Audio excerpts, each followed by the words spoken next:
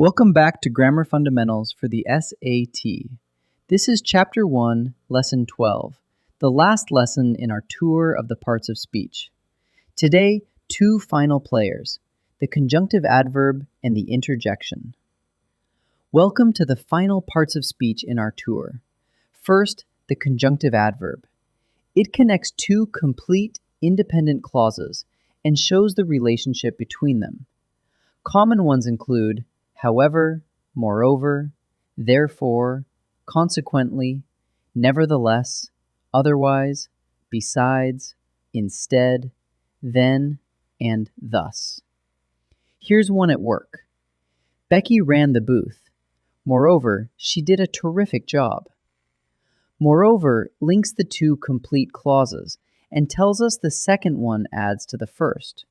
So a conjunctive adverb is really a bridge between two full sentences. Now the punctuation, which the test absolutely loves.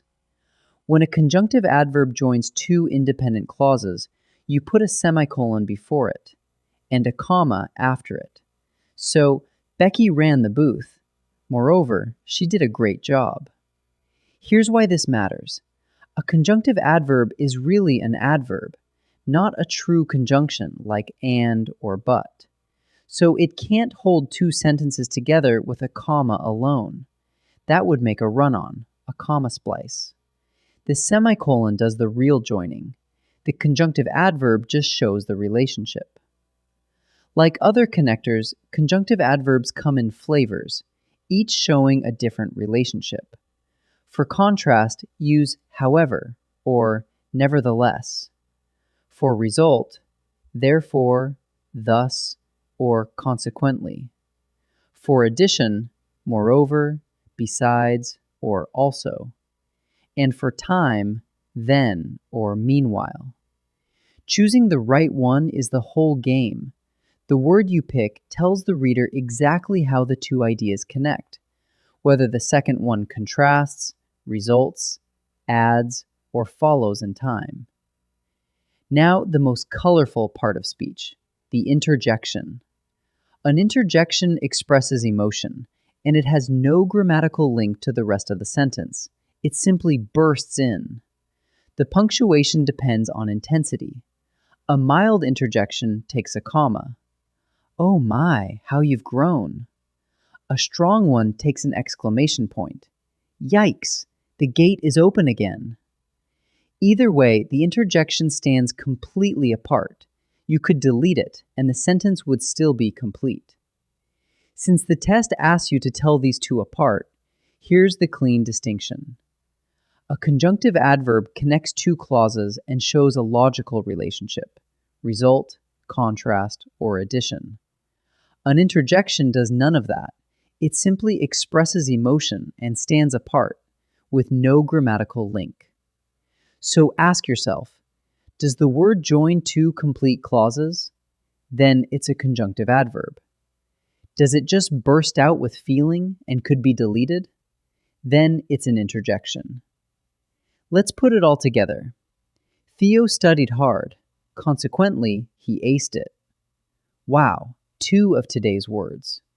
Consequently is a conjunctive adverb, joining the two clauses to show result, with a semicolon before it and a comma after. And wow, with its exclamation point, is an interjection, pure emotion, standing completely apart. A conjunctive adverb and an interjection, side by side. Let's practice. Decide whether each capitalized word is a conjunctive adverb, connecting two clauses, or an interjection, expressing emotion. Pause and try before I answer. Marcy forgot her umbrella. However, Felicia brought hers. However connects the two complete clauses and shows a contrast, with a semicolon before and comma after.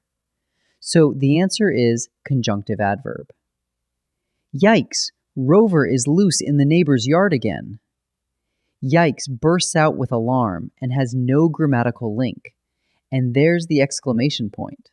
So the answer is interjection. Oscar never opened the book. Hence, he failed the quiz.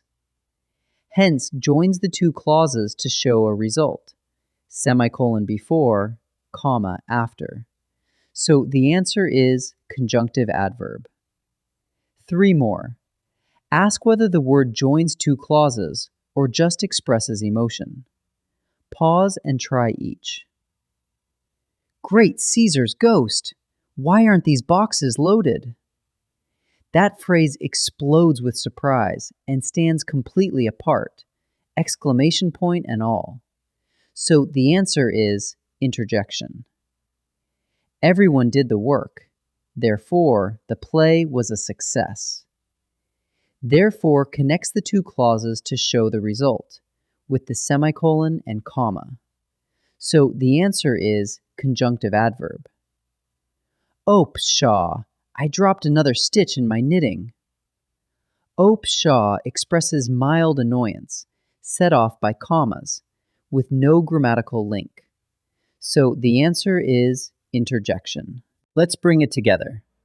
A conjunctive adverb joins two independent clauses, taking a semicolon before it and a comma after, and it signals the relationship, contrast, result, addition, or time.